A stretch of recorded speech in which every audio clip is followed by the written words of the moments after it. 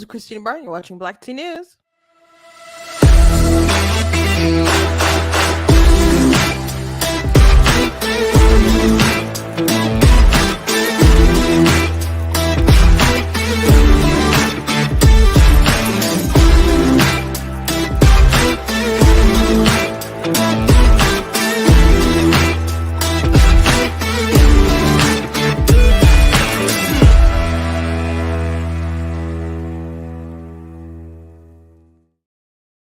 Hello, welcome to Black Tea News. I'm your host, Christina Barr, and today we're going to be talking about DeSantis giving the boot to another Soros-backed prosecutor. Also, there's a Christian couple in Massachusetts that has been, they've been denied being able to, I guess, foster any children because of their Christian beliefs. And I guess as far as their Christian beliefs regarding the alphabet mafia, I suppose. So, we'll be talking about that. Also, Dana Bash, who's a CNN anchor, also decided to jump on the train as far as saying that, oh, I've never heard of Democrats saying that they support abortion up until the time of birth.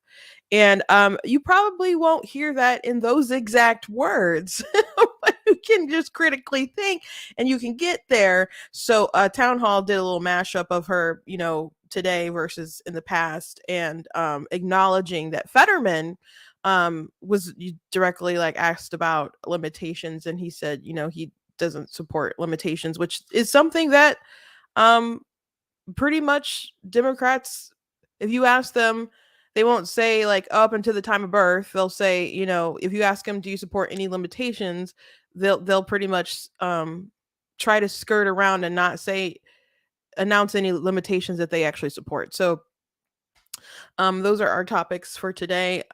Before we jump into it, I want to encourage you guys to go to blacktnews.com, check out different content on my website, different articles, videos, etc. Thank you guys for being in the chat. Thank you guys for watching live. Those of you who watch it back later, if you'd like to support Black Tea News, you can. You can do super chats if you're watching on YouTube. You can do stars if you're watching on Facebook. You can go directly to the website and donate to the website. It costs a stream and run my website, all that stuff. So if you can support, God bless you, very much appreciate it. Otherwise, if you can't do it, thank you for still commenting and adding people and encouraging people to watch, because all that stuff does help as well, because I am monetized at least on YouTube. But if you can go that extra mile, God bless your heart. Check out articles that I've written. I did a post not too long ago. I did write it as an article as well. So if that's easier for you guys to share around and draw people to my website, go ahead and, share the article. It was about, which it prompted me to write this article because I wrote a post yesterday, and Hannah Cox, I think her name is, from Based Politics, had wrote a post about why women aren't attracted to the Republican Party or conservatism or whatever, and she mentioned something about women's bodies and healthcare and stuff, and I'm like, okay, by healthcare you mean killing babies, right? And so she didn't reply to me, and she's a libertarian, so there's some libertarians that are it's not our business, or government shouldn't get involved. There's plenty of libertarians that are no, abortion violates the not aggression pact. So it's, toss up, but I think ultimately they feel like the government doesn't do things well. So they feel like it's government involvement. So someone had replied to me and said that the pro-choice position is the smaller government position. And I know that people take that route or try to, and I just don't see that. And so I made a post replying. Well, I replied to that person individual. She didn't respond to me. So then I was like, you know what, let me just make a big post about this, because I've been meaning to do it anyway. So I decided to make a big post, and I decided to just go ahead and put an article. So that's on the website. I know sometimes people on YouTube are like, how do I share this post? Well, it's also available in an article form. So go ahead and share that. But, I like to start off with some memes normally for you guys. And someone on YouTube wrote in my comments, immediately, their reply to my very lengthy response was, "You're a man, shut up." because my profile picture it is just my teacup. And so I guess if you look at the teacup, you don't know that I'm a man. How dare you gender my teacup, my logo? And so someone immediately was like, "You don't know anything about this person," and someone was like, "That's not a good argument. Like, do you have anything like constructive or critical to even say and think about?" So I immediately just thought to that scene in Lord of the Rings, which this is the third film, which I'm not gonna play because I did get dinged yesterday for copyright when I played the Andy Griffin thing, so I'm not gonna take the risk right now with the Lord of the Rings segment. But if you've seen the film, then maybe you know what I'm talking about. But regardless, I will share this meme that I decided to whip up. I will probably make it as a little video and put it on TikTok. But here we go. Here's our meme for the day. No man can have an opinion on abortion. I am no man. I am no man. Which I don't think that this is a good argument regardless, for lots of reasons, but actually did a post one time explaining all the reasons why I really hate when people say that that no men should have opinions. What the most obvious one is people don't tend to think that for men who are pro-choice, they want them to affirm and go along with it. They don't mind if they speak any kind of the most aggressive, disgusting comments I've gotten like in this conversation. I've definitely been for pro-choice men. I find not all of them, but many of them to be um very extra unnecessarily aggressive on the topic, and it's just weird. But anyway, they it's fine if they have an opinion on it, but it's not okay if a father's like, I care about my progeny, I care about human rights violations. So I just really hate it. I'm more prone to just I'm thinking I might just I find it so disrespectful that I'm considering just blocking people who have that sort of argument. Because I because if you feel like you want to just exclude fathers from the conversation, I don't think I care too much for what you have to say. I want to be equally as disrespectful to you.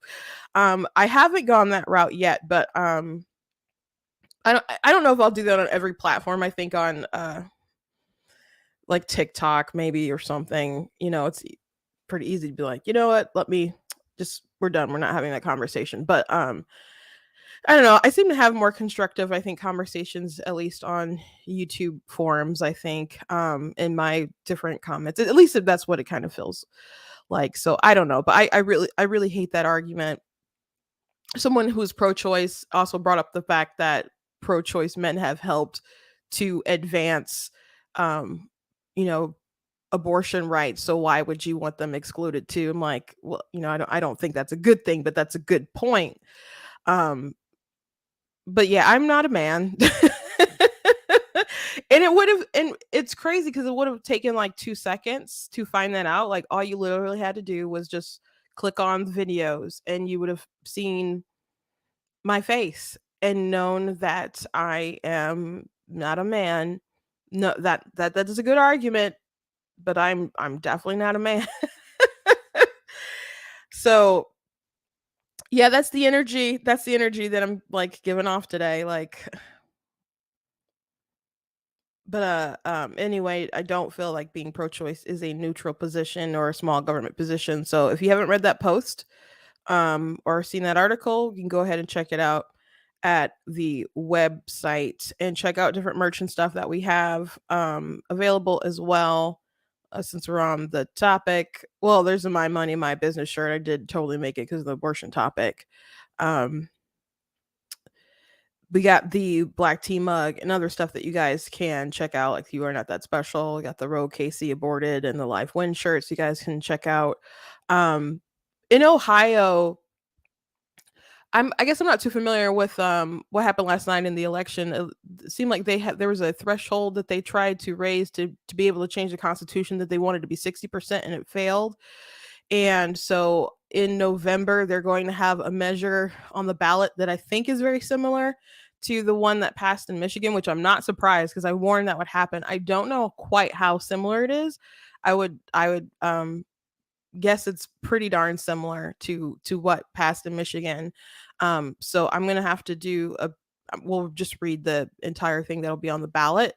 Um, and really try to make some content and focus and, I don't know, travel, do what I have to try to help Ohio, and so they don't have the same thing that happened here in Michigan happen there. But on November, if you're from that area, or if you're just an activist and you like to do something, just want you to be aware that there is a big fight up on our hands in November in Ohio regarding the lives of the unborn. And I think the conversation that I pushed today, at least as far as my post and the article that I put out, is very, very important to have, because a lot of people, even people who are pro-life, kind of, well, I guess you're not pro-life if you still feel like people should be able to have abortion, but people will say, I'm personally pro-life. I would never do that, but I still think it should be available, at least for a little while, etc., for women. And they just kind of think of it as it's their business, it's their thing, it has nothing to do with me, and my hands are clean. And that's really not how it is. To say that you are pro-choice is not, it's not just saying I support their choice to choose abortion and it has nothing to do with me. It's saying that you believe that some people shouldn't be protected from violence, and you should just be able to discriminate them and say that these people should be able to be killed. And maybe you're not killing them, but think of it this way.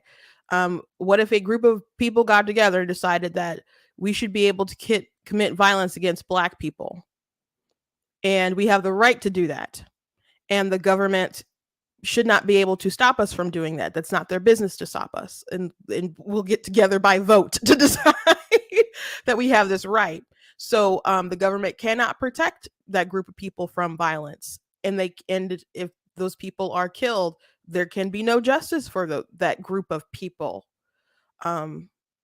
That sounds pretty insane, right? That's pretty much the position on abortion. So the people who think that, it's their business, it's not my business, so I'm just going to let them do it, your hands are not clean, especially if you put your hands to a vote. Okay? So very, very, very big deal coming up this November. And since we're on the topic, we might as well just jump to the subjects of the day.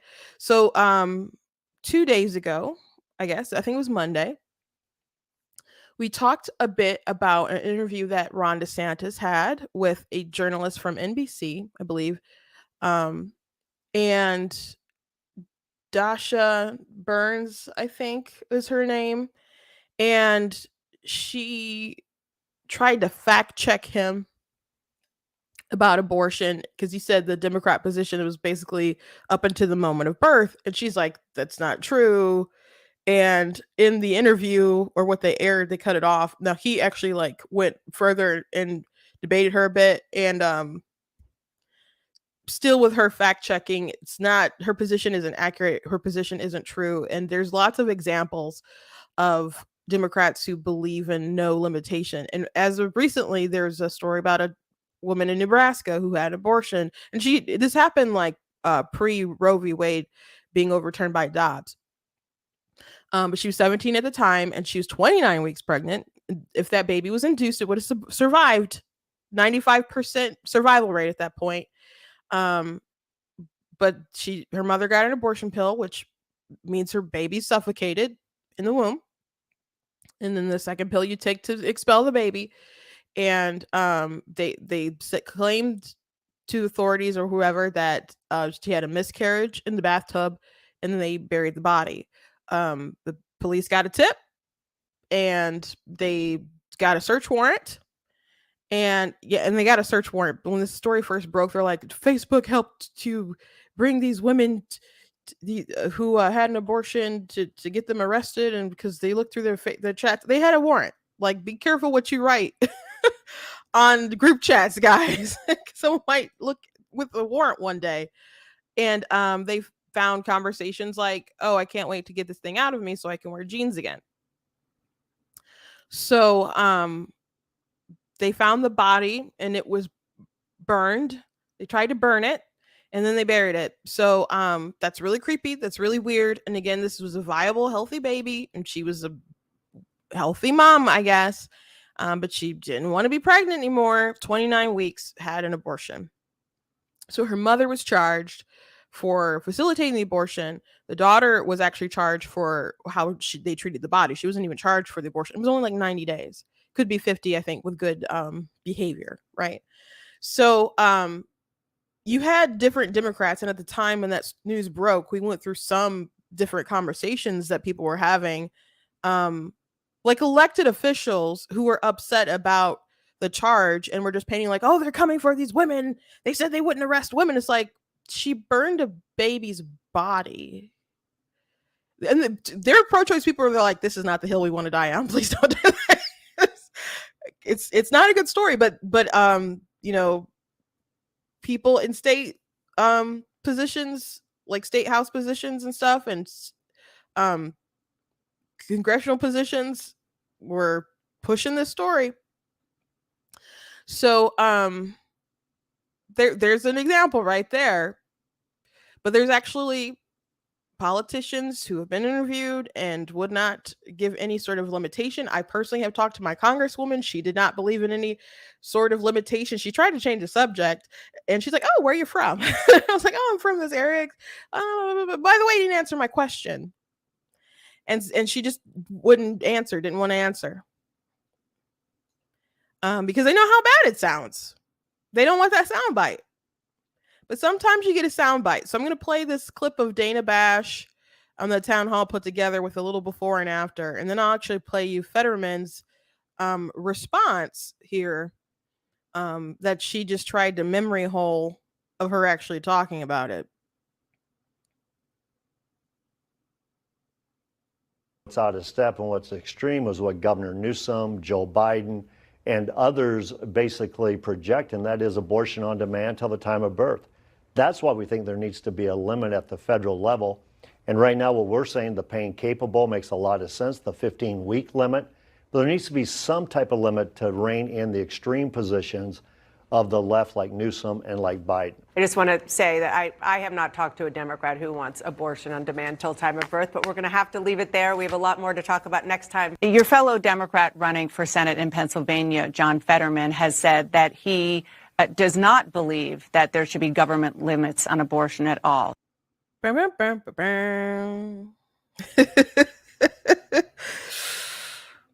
Gotcha.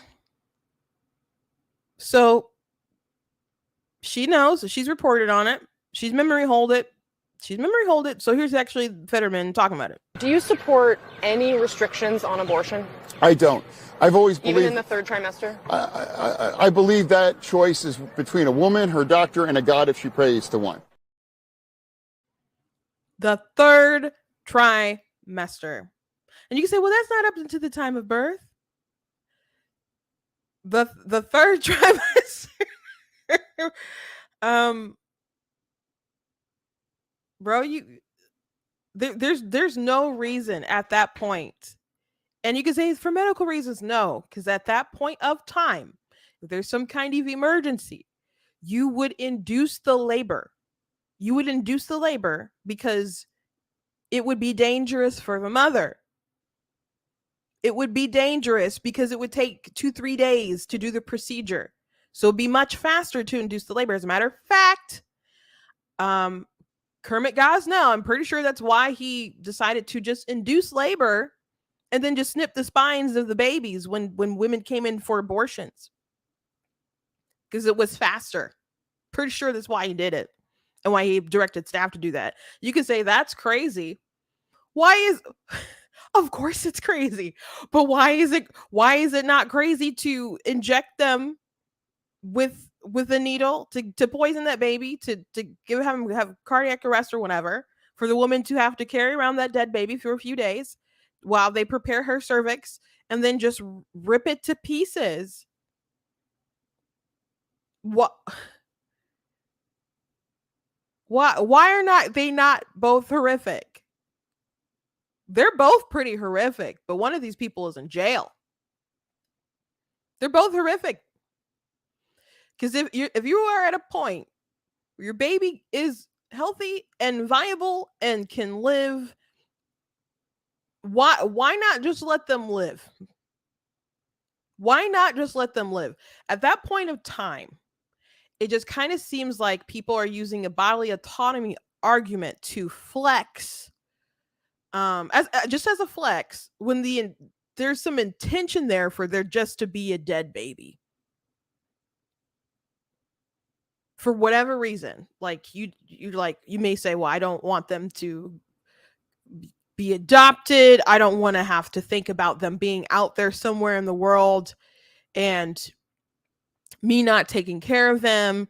And for folks who say, oh, well, women only do it that way for medical issues, it's just not true. It's just not true. So I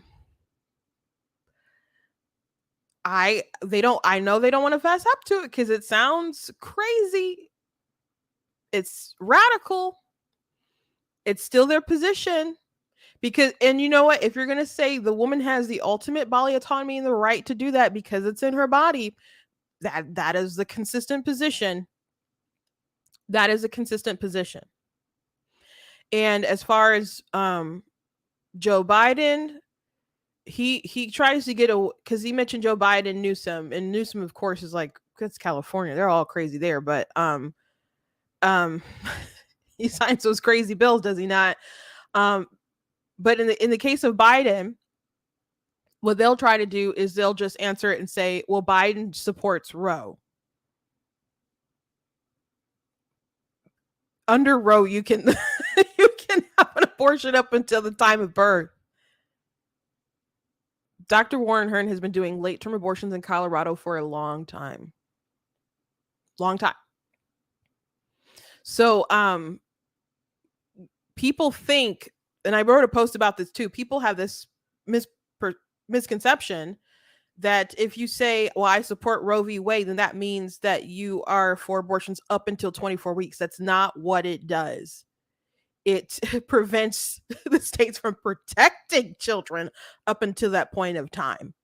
But you can still have your state decide that it's going to allow abortion beyond that. So I don't know exactly why. Well, they're lying about this. I mean, I know why. I don't know why at this particular time, knowing that things are on video, and pretending to be a serious journalist, like what Dana Bash said, that's crazy. She's literally reported on it. Are we just supposed to like forget that there's interviews with Stacey Abrams and Beto O'Rourke and Fetterman, who is serving in the Senate right now? My governor is for no limitations. And when people say health, like they can have abortions over health, you have to understand that health can be very broad. Very broad. Warren Hearn, the abortion doctor I just mentioned, like he did two sex selective abortions, and when he was interviewed and asked about it, the interviewer was like surprised, and he's like, no, all abortions are healthcare issues because it's in the mother. So you might be thinking like, the baby's not viable, the baby's going to have some kind of illness that's going to impact and make their lives miserable or something, or the mother might be dying, or things that, like maybe that's what's in your head. They might not mean that at all. They may mean things that aren't life threatening. They could just mean emotional, not like I'm going to off myself emotional, just like emotional health, like, oh, I'm stressed. They can get their way around it. So this will continue to be a big conversation on the national landscape. And why not? Because they believe that it worked out pretty well for them in places like Michigan. So they'll continue for it to be a national conversation. But people on the right do need to make it known, to make their positions known if you're pro-life, and to be able to have good conversations and get people to see the error of their ways and their thinking regarding this issue, or people are just going to have a mind your business kind of mentality, not realizing that they are literally actively supporting violence and discrimination. So if you don't go out there and explain it, make your case, pro-life people are going to lose. Pro-life people are going to lose, especially if the choice is between like allowing them or all they can have, or it's just totally outlawed. Because in Michigan would have been like totally outlawed, which I think is the correct way to go, but it definitely wasn't something that our state was ready to do. And I tried really hard on my side and stuff, but I think some of the conversations that we had regarding was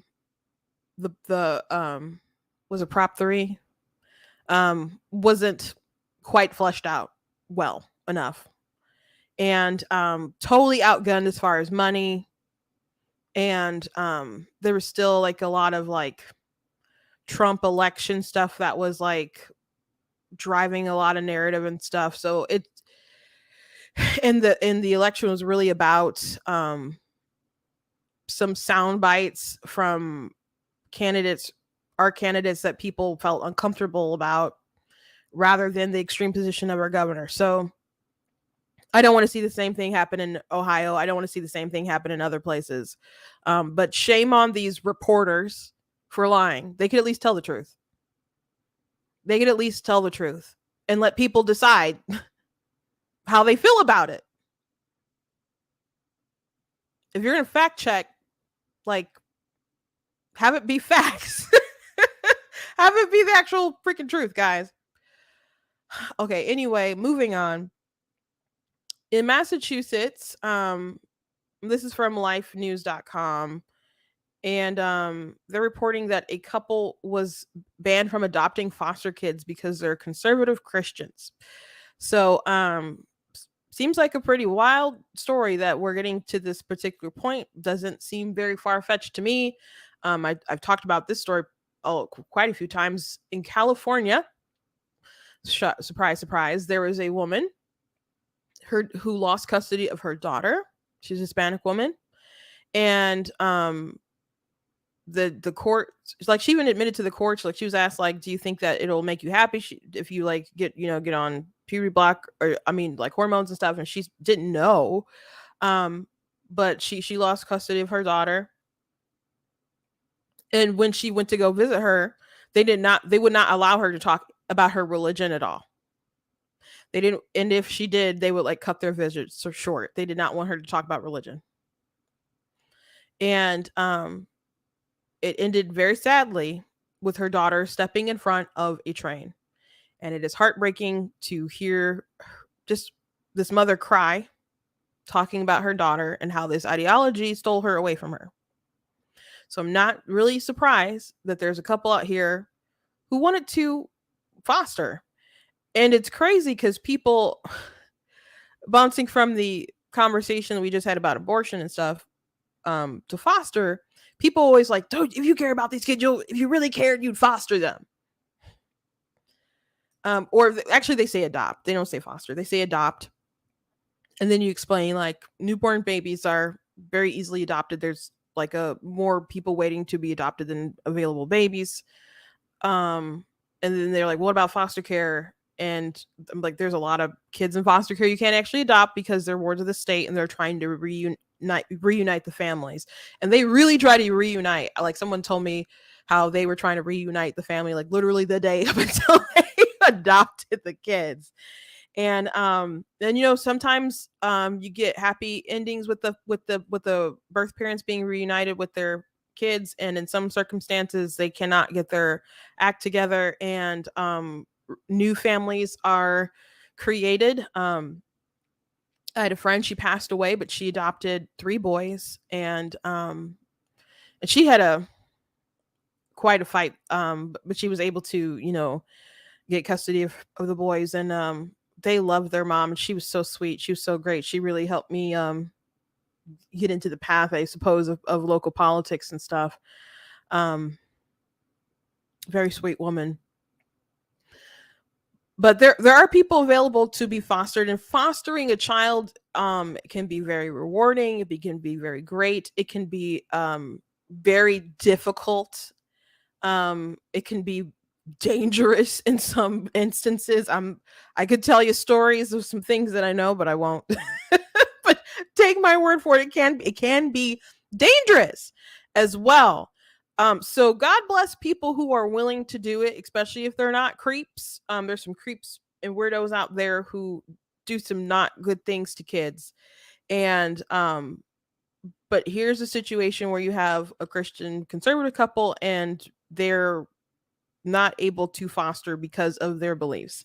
So I find that quite interesting. So I'm going to go ahead and read their report on it. They did ask me to, we follow each other and stuff. They've asked me to retweet it, and I did. And actually, someone had messaged me today about this particular story asking if I was going to cover it. So I made sure to read it before, I shared it with you all. But this is pretty messed up. A religious couple in Massachusetts took the Commonwealth to court today for banning them for welcoming vulnerable children into their home through the Commonwealth's foster care program. In Burke v. Walsh, Mike and Kitty Burke wanted to foster and someday adopt children in need of a family. Even though Massachusetts has a foster care crisis, state officials refused to let the Burkes foster any children in the state. The reason was their religious beliefs about marriage, sexuality, and gender. With the help of Beckett, the Burkes are asking the court to ensure that qualified families no longer suffer for their religious beliefs and that vulnerable children are given a loving home. Mike and Kitty Burke are a Catholic couple from Massachusetts who have long wanted to be parents. Mike is an Iraq war veteran. Kitty is a former uh, paraprofessional for special needs for kids. Um, and together they run a business and perform music for for Mass. Mike and Kitty began exploring becoming foster parents through the state's foster care program, hoping to care for and eventually adopt children in need of a stable, loving home like theirs. After months of interviews and training, and after years of heartbreak, we were on the verge of finally becoming parents, said Mike and Kitty Burke. We were absolutely devastated to learn that Massachusetts would rather children sleep in the hallways of hospitals than let us welcome children in need to our home. Um,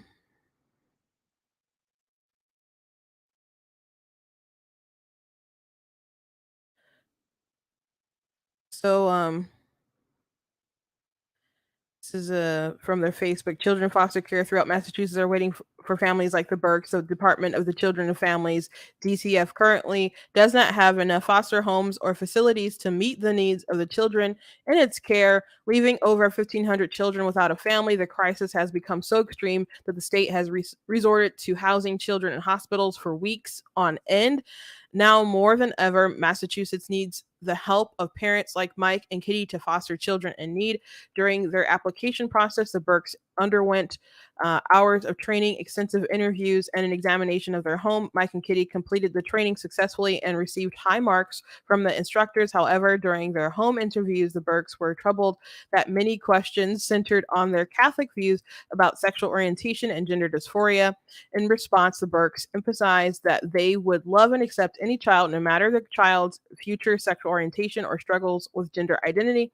However, because Mike and Kitty said they would continue to hold their religious beliefs about gender and human sexuality, they were denied the ability to foster. The couple's home study said their faith is not supportive. DCF officials said that while they had strengths, their answers about sexuality and gender barred them from being licensed. This denial was as unnecessary as it was unconstitutional. Massachusetts law protects the religious liberty of foster parents, and Massachusetts is supposed to put the best interest of children first. It takes the heroic effort of parents like Mike and Kitty to provide vulnerable children with loving homes through foster care, said Lori Wyndham, vice president and senior counsel at Beckett. Massachusetts actions leave the Burkes and families of other faiths out in the cold. How can they explain this to children waiting for a home?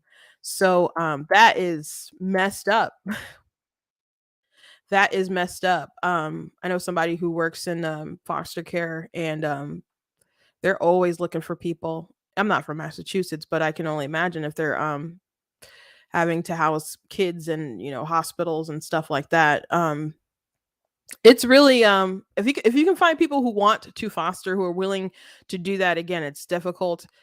Um, like I said, there's situations where it can be dangerous, and you're trying to bond with you don't know what kind of situations they're coming from, because these are children who are um wards of the state, they're taken away from, families because of whatever different circumstances that maybe got them to this point. Not all of them have to be particularly tragic, I guess, but or dysfunctional, but there's a lot of situations that are just kind of all over the place. So the people willing to put themselves on the line to do that is, you should commend them. I mean, unless they're like some creepy weirdos or something. And it just seems like they had normal Catholic beliefs, like millions of other people in the world. But man, they're not playing with the gender dysphoria stuff. They want you to accept, they want you to affirm, and it's getting to the point where they will not even allow you to foster, which I guess isn't surprising, because they do it seems like they do sort of prey on foster kids as far as like the gender identity stuff. And there's been different interviews and reports about them helping these kids. So that's really too bad. I mean, I hope it goes well for them in the courts. And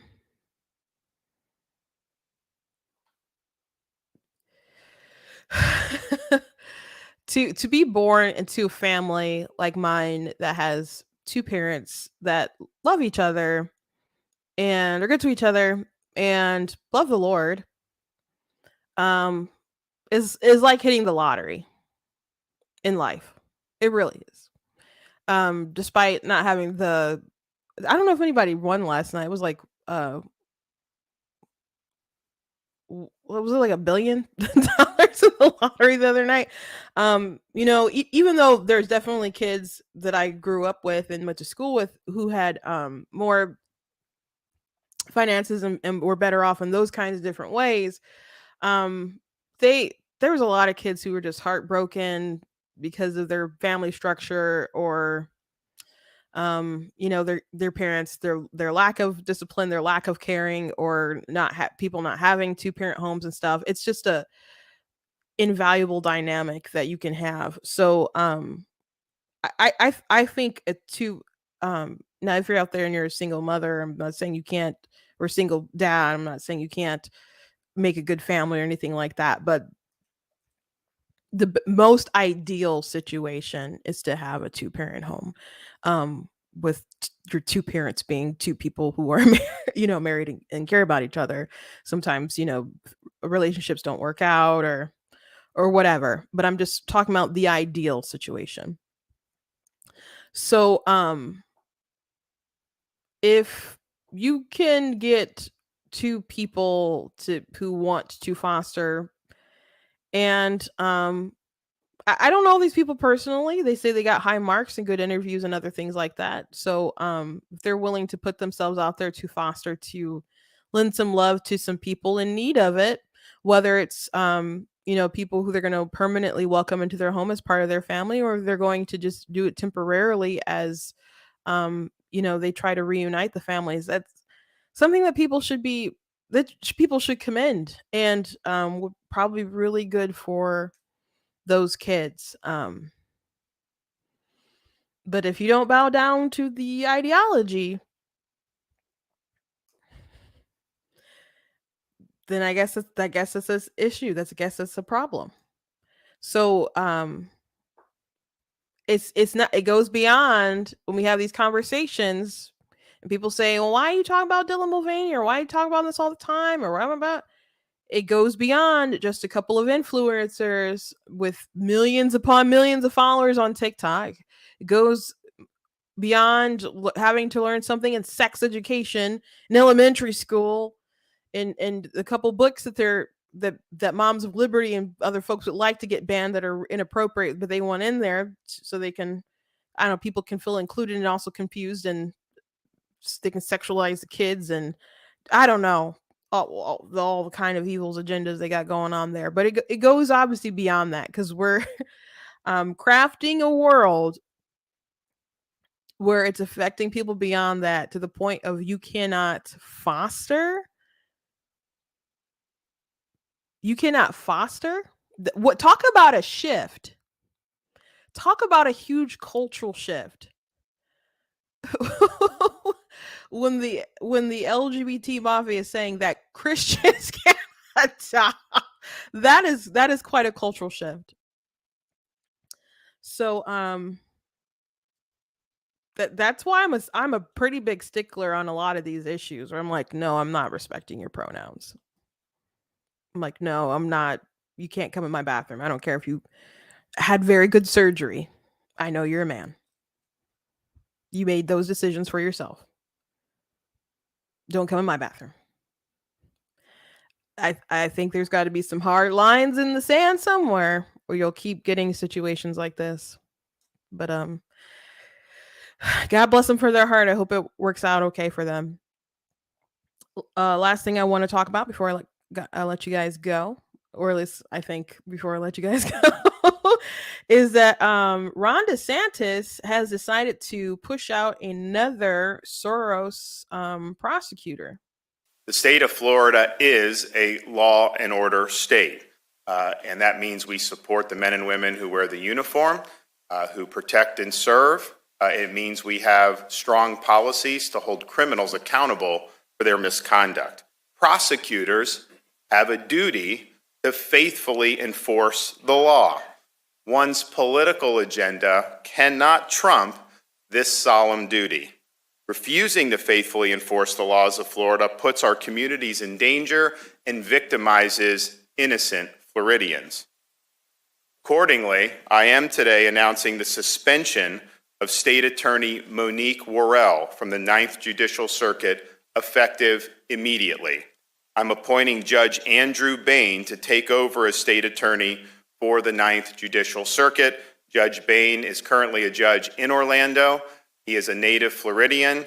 He attended University of Miami, where he played football, and he received his law degree from Florida A&M Law School. And I trust that he will be a prosecutor that faithfully enforces the law and will keep the communities of Central Florida safe. Monique Worrell's administration of criminal justice in the 9th Circuit has been clearly and fundamentally derelict, so as to constitute both neglect of duty and incompetence. The policies or practices listed in our executive order suspending her that constitutes the grounds of suspension are as follows. One, a pattern or practice to avoid minimum mandatory sentences for gun crimes. Pattern or practice to avoid minimum mandatory sentences for drug trafficking offenses. Pattern or practice allowing juvenile offenders to avoid serious charges and incarceration altogether. Pattern or practice to avoid valid and applicable sentencing enhancements. Pattern or practice limiting charges for child pornography.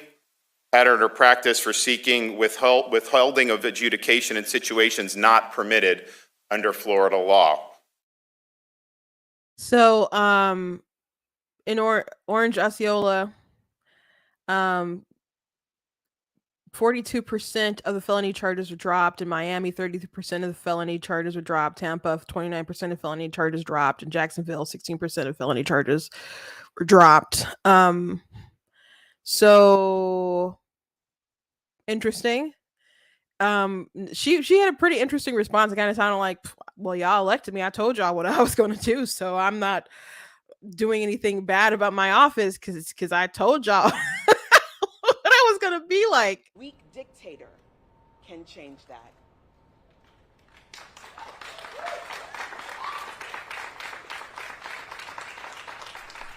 This is an outrage. 3 years ago, I was elected by the people of the 9th Judicial Circuit to lead this circuit. And yes, to do things unconventionally, to do things differently. But I didn't hide. I didn't say that I would do things and I didn't do them. I didn't say I wouldn't do things and not did them. I did exactly what I said I would do, and that is what you want from an elected official. Elected officials are being taken out of office solely for political purposes, and that should never be a thing. There used to be a very high standard for the removal of elected officials. There used to be a standard that I would have had to have been criminally prosecuted for something, neglecting my duties, meaning that I don't show up for work and do my job, or that I had some sort of an illness that prevented me from doing my job. But under this tyranny, elected officials can be removed simply for political purposes and by a whim of the governor. And no matter how you feel about me, you should not be okay with that. So it doesn't sound like it was a whim. They put out like a statement with some of her egregious actions on it. There's like a current case that got a lot of like, play and stuff, but there's a couple. Just this past weekend, Worrell was at the center of a major controversy. In Dalton Vale was arrested in March 2023 for sexual battery on a minor, as well as lewd and lascivious molestation. The arrest was made while Vale was on probation for another offense. Their probation began in February 2023. Vale was still let out on bond and thereafter shot 2 Orlando police officers. In November 2022, 17-year-old Lorenzo Larry shot and killed his pregnant girlfriend, DeShayla Ferguson. Larry had presumably been arrested in May 2022 on several charges, including carrying a concealed firearm, possession of a firearm on school property, and criminal possession of a firearm by a minor. But he was released after all these arrests. Worrell's office did not act on any of these charges until after he kills his girlfriend and their unborn child. In 2018, Jazzer Dropson invaded a home in Orange County and robbed the occupants at gunpoint. Dobson was charged with multiple counts of armed burglary, what I'm trying to say, and firearm robbery, and robbery with a firearm and false imprisonment. These charges carried a 10-year mandatory minimum sentence with a maximum of life in prison. After Worrell took office in 2021, 5 of the charges were not prosecuted and education was withheld. On the remaining, withholding education means that Dropson was not considered a convicted felon, and possession of a firearm by a felon would not apply if he were rearrested in the future. He was sentenced to only 51 weeks of jail time and sentenced as a youthful offender. And there's more. She, the Soros committee paid 1.2, I think, $1 million. It's either 1.2 or 1.5. Give me 1 second. 1.5 million in 2020 for her election over just a period of 2 weeks. That is crazy. It's so bonkers how much money we spend in politics, as opposed to just like helping people. Like, I know politics can be expensive for various reasons, media markets, getting your message out there, etc.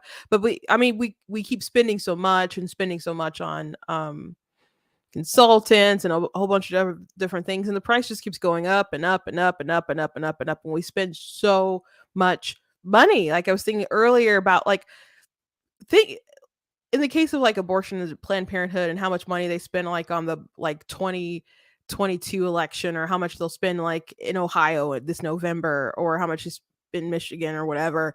Like, imagine if we just helped pregnant mothers. Like, there's a group called Let Them Live, and they raise money for mothers who based on data, because most women, they'll say that they'll have an abortion because they can't afford to have the baby. So they're like, okay, well, let's eliminate that need. So they will raise money for women who have considered abortion, and will try to help raise them money for them to be able to take care of their kids and stuff. So great group, great organization, at least in premise. I'm not you know, I know some people who support the group and work for the group and stuff, but I don't have, I'm not familiar beyond that, didn't take a tour or something, but great organization. But it's weird to me that I'll have people who will be like, I'm gonna donate to Planned Parenthood in your name to trigger me. And I'm like, why don't you just give it to a woman in need? Like, why try to trigger me if you care about people so much? If you care about these women so much, go find a woman in need. And we spent so much crazy money just trying to destabilize our world, our country, and put criminals back on the street. I mean, that's what they're doing with these prosecutors. So DeSantis, this isn't the first Soros person that he's like pushed out of office, and for not fulfilling their oath or their duty, as in DeSantis' opinion anyway. Now some people are trying to say that this is racist and he's doing this because she's a black woman. DeSantis has pushed out people who are not black, so it's I understand that's the route they want to go. Very predictable, just not true. It's irrelevant. He has a pattern. It's not, it's the Soros thing, people not doing their jobs. And it's not specifically because of Soros, but Soros picks particular people with particular ideology. They call it reform. It's chaos is what they're doing, sowing chaos and allowing these people to reign on the streets and terrorize everyday citizens, as opposed to trying to keep us safe. So not doing it because she's black. Not doing it because she's black. So it'll be interesting to see I guess more commentary involving this, but this is something that's pretty much popped off today. So it's I mean, he did it, but it's an evolving story, so we'll have to see how she fights back. Go from there. But some people on the right applauding it. I mean, there's people who would have been applauding it on the right who I guess aren't too fond of DeSantis now because he's running against Trump. So there's a collective of different opinions and stuff on it. But it's crazy how much money goes into these races from these people who want to destabilize our cities and our country, when there's so many other needs. If you really wanted to do something good for people, not electing folks like that. But she's not helping black people by allowing them to be victimized by criminals. That doesn't help anyone. It didn't help that woman who was shot by her boyfriend, who lost her baby and her life. So people need to get for real on crime. I don't know what it's going to take to wake up, people in like Portland and other places. I don't know. But in Florida, they got a governor who's reelected by 19 points to do stuff like this, and he's delivering. I don't foresee his presidential run at this very particular moment being successful, but it's still early. It's too early to count him out. It's too early to cut him out. But at least he's still governing Florida. Anyway, thank you guys so much. That is the show for today. I hope you guys enjoyed. Please go to blacktnews.com, check out different content on my website, different articles like the one I mentioned that I just dropped today that's on posts and stuff everywhere. Check out different merchandise that we have at the store, different shirts, different mugs, and etc. Please consider checking out some of my books, like my book, of course, God is Blatantly Against Abortion, which I saw a TikTok, a mutual friend of mine just shared, and I'm gonna have to reply to her. And she's a secular pro-life person, and I don't know if she's an atheist or pagan, or I don't know. She's not a Christian, and or at least I don't think she's a Christian. I'm pretty sure she's not a Christian, but I think she was on a post not so long ago and she said she was an atheist or something. But anyway, she was talking about some Christians who, and she didn't say it was all, and it's definitely not all. I don't even know if it was a lot, but from her perspective, but she just addressed how sometimes there are some Christians who come at secular pro-life people and are kind of like, well, your position doesn't make sense. And I've definitely seen people kind of try to make that position like your position doesn't make sense. Um, but it's, to me, it kind of seems like it's because they want to go and debate theology, and not because they're trying to like kick them off of the pro-life train or whatever. So she was complaining about those people, and how sometimes they just use secular pro-life people or secular or atheist pro-life people as tokens, I guess, to say like, oh, we're not all Christians, but, and then not really care about their opinions. So I just wanted to jump in and say that I don't find people that she's referring to be very useful. I think if people want to go ahead and have the theological discussions to try to get that person, saved, more power to them. And I think that's what we're supposed to do. But as far as like the pro-life position, one thing that I covered in my book is like, if you're not a well, first of all, if you are a Christian, you believe that God is the ultimate good and wise and all that, like the things that he says will make sense in the real world. So it shouldn't be too far-fetched to be like, just because someone is secular, that they could come to the conclusion that these things that you believe like on a moral foundation level is true and makes sense. Now there's plenty of people out there who may reject the truth or whatever, but there's plenty of people who can just observe things in the real world and be like, okay, that makes sense. Like there's plenty of people out there who aren't Christian but still appreciate Judeo-Christian values in America, right? So I don't think that's too different. Not everybody out there is some kind of ex-evangelical let's tear down everything about Christianity. Some people are just like absent of belief, and which isn't really a good way to, I think, to really phrase it, but they kind of don't care. They're not curious. They don't make being an atheist or something their whole entire identity in their life or whatever, like a lot of people online. But if you are someone who doesn't believe in like objective moral, you could probably be a secular person and believe in objective morality. I don't know how quite you justify it, but you can believe in it. But even if you don't, my argument that I make in the book in particular, I mean, it covers a lot, but one of the things that I cover is like, even if you don't believe in objective morality, like there's a source that is like, this is what is right and wrong, etc., it still makes sense to pretend that there is, or to pretend that there's inherent value to people's lives and stuff. And I'm not going to go through everything in the book, obviously, so I'm trying to close, but basically the argument is that people suck. We kind of suck, right? And historically, we have made some not good decisions when we decide who has value, who doesn't have value.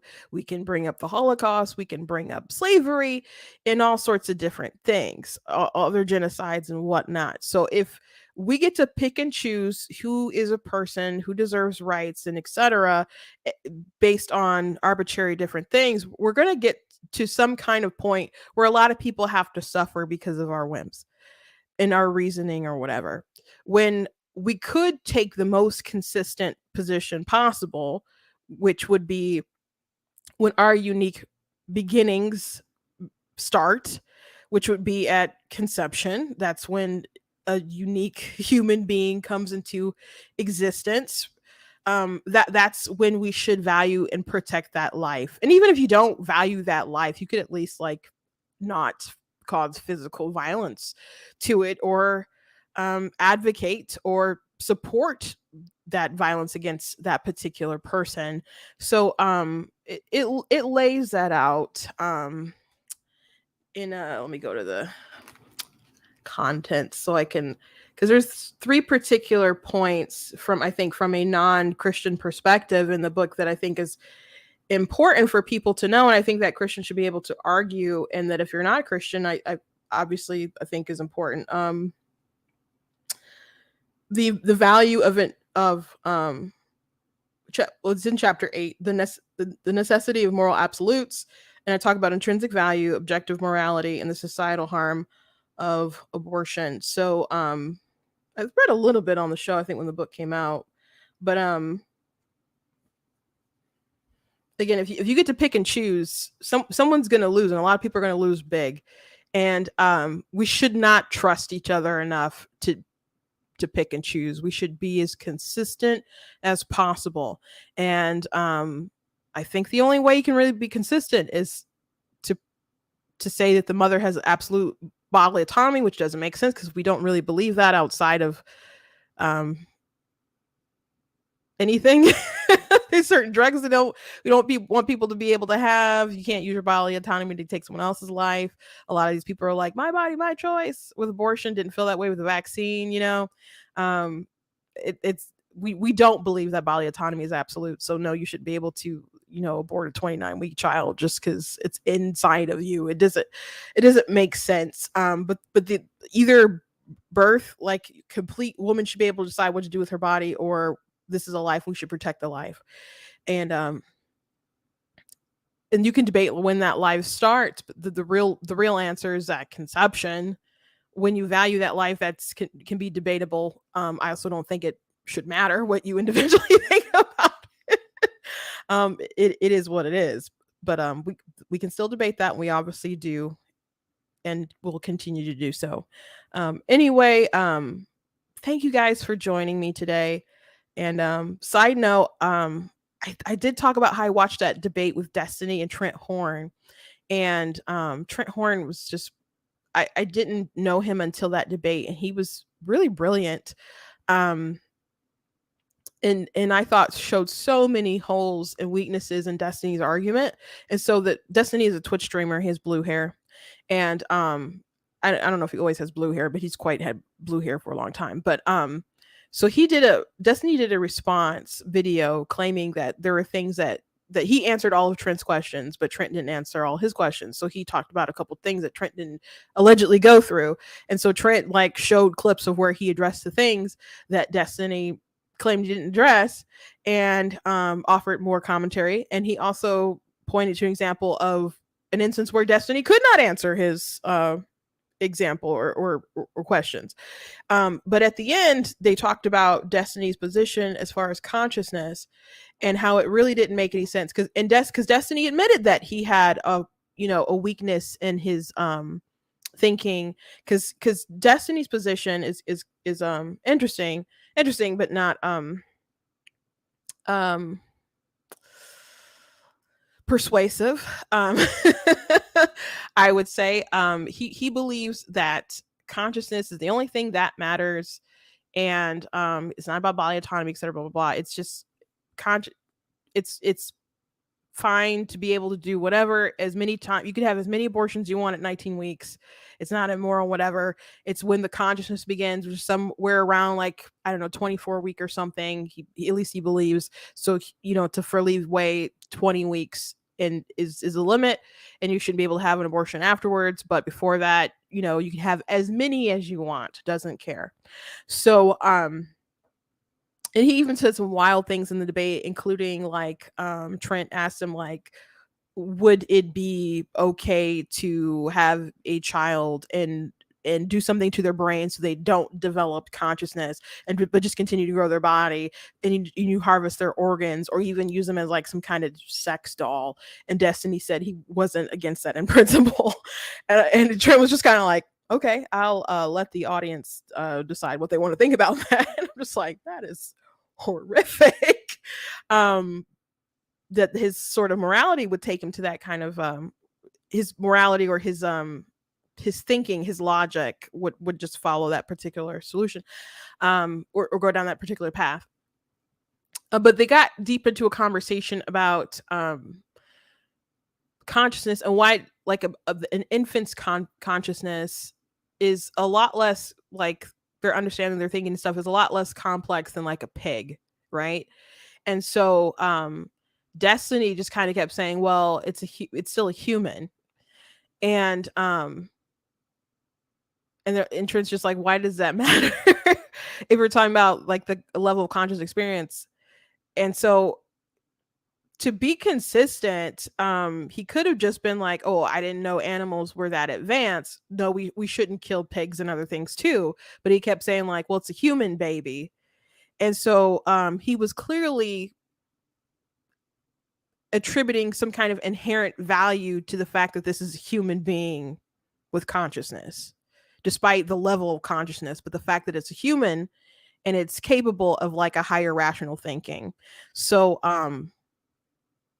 Destiny admitted that he needed to find up a new analogy or whatever, and Trent pointed to a comment that was like, finding an analogy isn't the issue. The issue is that it's a weak argument, and so you don't want to go to the position of like, well, we shouldn't eat any animals because if they have a level of consciousness that you respect or deem valuable, and if it's really just about being human, because when they started to push Destiny on it, he's like, well, the salute, if you push me, like the best case scenario something or worst case scenario is he just decides that you can kill children up until like 2-3 years old or whatever, until they get some kind of like more complex rationalization. So so Trent's, their whole discussion was good. I didn't expect everyone to watch it because it's 3 hours long. I was going to do a separate video on it, or at least Destiny's position, because he's a big debater, but I don't think his consciousness argument makes any sense. But Trent's video about his position, like rebutting Destiny's conversation about it, was really, really, really, really good. So if you can't watch the whole 3 hours, which was pretty fascinating, much better than the Lila Rose and Kristen Hawkins debate. At least go find Trent and watch his video talking about Destiny's positions, and really good stuff. Really, really, really, really good stuff. He did the pro-life movement very well, and very good. It was very good stuff. So I'm not impressed easily. I thought he did a great job. Anyway, I am going to close now. I'm a preacher, so sometimes we do 3, 4, 5 closings. So that is my final closing. Thank you guys for watching. I will see you tomorrow. God bless.